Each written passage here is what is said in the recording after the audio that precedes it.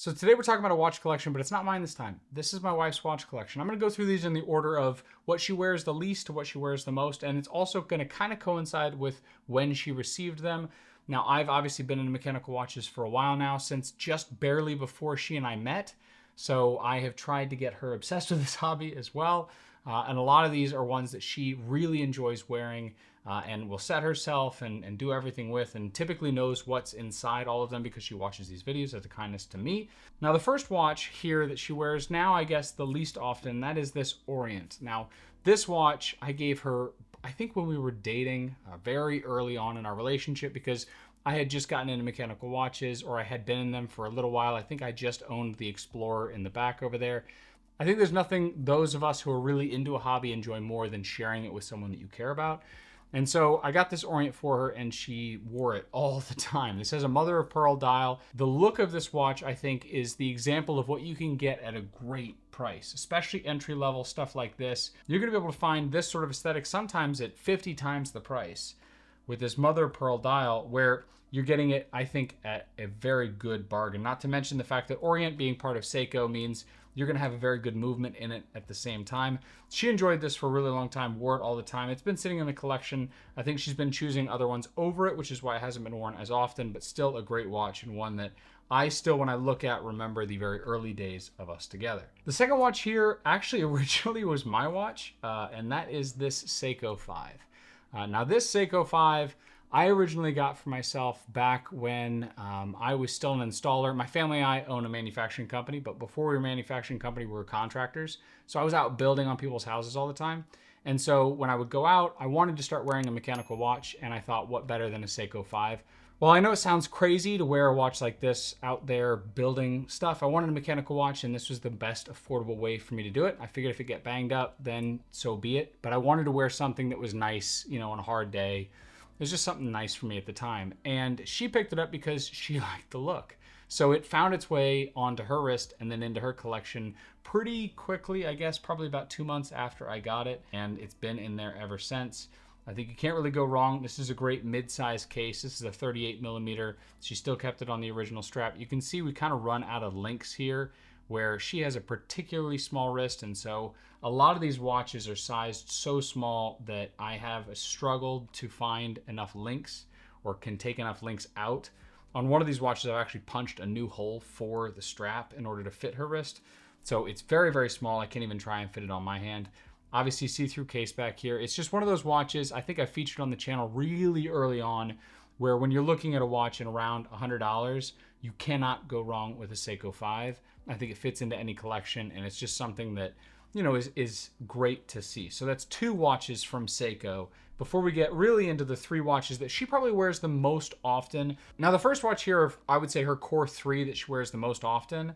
This is actually the large model. This is basically the men's model of the watch, because when we were talking about it, she wanted to have an automatic watch. She wanted to see the second hand ticking, you know, along with an automatic movement, rather than the deadbeat seconds you find with a quartz. And in the Tank Française line, especially in the earlier variants, there weren't very many options other than this. And I think this is one of the things that's interesting about Cartier, is that, like, yes, this is a men's, I guess, size, but for me, this is a little too small even for me, and it fits her wrist perfectly for someone who has a very small wrist.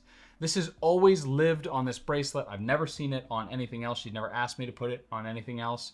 I think this and the two-tone variant were the 2 things that she had considered at the time. And it's just one of those things that I remember we were moving out of our apartment, and I gave it to her, and it was just a spur of the moment sort of thing. She knew I had been looking and I had been considering, but I don't think she thought I'd actually pull the trigger. And it's just one of those fun things that you share, I think, as a couple or with parents or with kids, where, you know, they don't really expect it. And when you give it to them, especially something like this that they've looked at for a long time, it's a really exciting moment. And she's had that now for a while now. I think it's been about 4 years now since she got this watch. It's gotten a decent amount of use, but it's still in great condition. Considering how much has been worn, there are definitely, I'll share a little bit, downside on this watch, and that is that this crown is a pain in the butt to wind. So while the aesthetic is fantastic, and I really like the integrated bracelet, the crown is abysmal when it comes to actually manually winding the watch. So I always shake it to wake it up if I ever set it for her because she asked me to, or if she sets it herself, she always shakes it to start it up because winding it, this crown is just not built for winding. But other than that, setting it, everything else has been great on that watch. The next watch that hasn't been worn as much as the top watch is also a really new entrant into her collection, which I think is why it hasn't had as much wrist time. And also because you start to get that feeling when you have a new watch of, you don't want to wear it too much, or you don't want to damage it, or any of that sort of thing.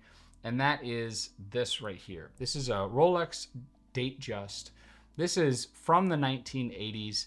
And what's funny about this is I think one of the things you find with being a watch enthusiast or someone that's even just buying watches for themselves or talking through it, when I was talking to my wife, I asked, what were you looking for? And she knew what case sizes she wanted. She wanted a 31 millimeter Datejust two-tone. So it was okay. That made it very easy for me to go out and find different options. The thing about Datejust is that there's a huge range. You can buy something from the 60s, the 70s even, all the way up until now, where you can find basically the exact same style in slightly different case sizes. But when I was looking at the different options, what she wanted was something that was older. Like, she didn't want the brand new Rolex Datejust, which is kind of what I had expected her to want. She wanted to have something that felt like it had a little bit of history behind it, that had been worn, that had been enjoyed, and especially something that came from the 80s, because that's kind of the era of the two-tone Datejust. And that with this champagne dial, she didn't want any diamonds or anything like that. I think, honestly, it's the same choice that I would make. I wish that she had gotten a 36 millimeter sometime, only because I would wear it occasionally at that size. This is a little too small for me, quite a bit too small for me. But if she'd gotten the 36, it would have let me wear it every so often. But it fits her perfectly. It's exactly what she wanted. So that is where the Datejust came in. And I think she's been enjoying it when she decides to wear it, but it hasn't been worn nearly as often, I think, just because it's that new watch feeling. So the watch that she wears by far the most, which I think is the coolest that she has in her collection, and it made me really excited when she started wearing it like crazy. And I think it's the watch mechanically that she's really loved with the whole collection that she really bonded with, and that would be this. This is an Omega automatic dress watch from the 50s. And I know it's from the 50s because in the back, if you take the case back off, it's a press-on case back, so you don't have any screw down, anything. So there's no water resistance really with this watch whatsoever. But if you take that case back off, you'll see a bumper movement inside, which I thought was so cool. So this watch actually entered her collection mainly just because at the time I was interested in repairing watches. So I would take them apart and put them back together. And I thought it would be interesting to try and take apart and fix and put back together something like this. And I saw it on eBay, and the crystal was a little scuffed up, and there was some dust and debris on the dial underneath the crystal, and it said that it wasn't running. So I was like, well, I'll see if I can't fix it. So I bought it. The steal of the century, this watch, which my wife has enjoyed more than anything else within this collection, I think I bought for like $250, which I think is a great deal. It's a gold-filled case. Received it, took the bezel off, cleaned it, cleaned the dial, with some Rodico just to get the worst of it off. It's still got some marks and some minor stains. Then I took a little bit of Cape Cod to just polish the case a little bit, just to give it a little bit of luster back, but not necessarily to take the scratches off, just to add a little bit of shine to it. And then I opened it up and I started to look at the movement. And wouldn't you know it, after I wound it up, it turned on. I don't know what was originally wrong with the watch, but for whatever reason, now it decided to work. Put it on the time grapher, had no issues whatsoever. So it didn't need any service at all. But what I did find is that it was a little too small for me. I'm fine wearing 36 millimeter watches, 34 millimeter watches if it's got a vintage flavor, but this was about 32 and a half. So it was just a little bit too small. It was mainly, as I said, I purchased just to fix it up. And I thought the bumper movement inside would be really fun to look at and to work on. After I had cleaned this up, I sent a picture to my wife. I think she was out to dinner or something, and she said that she really liked it. She wanted to see it when she came home. When she came home, she put it on, and she was like, okay, yeah, I like this. I would like to keep this. So since then, it entered her collection. She's had no issues with timing it. There's been no water under the dial. You know, she takes care of it. She likes wearing it. I mean, it's always, whenever we go anywhere, the go-to thing that she puts on. We put it on this taupe strap. This is from Molquin. That's where this strap came from. It has this gold-plated buckle.